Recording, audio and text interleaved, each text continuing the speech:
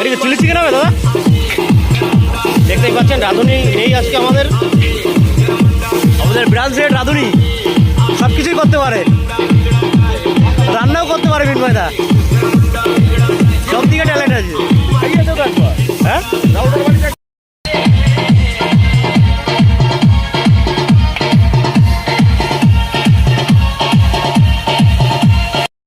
সাবাস, কি রান্না করেছে মাইরি, পুরো চিলি চিকেন দোকানের থেকে ভালো কালার হয়েছে। সুপার সুপার, সত্যি জাদু আছে, ট্যালেন্ট আছে দাদা।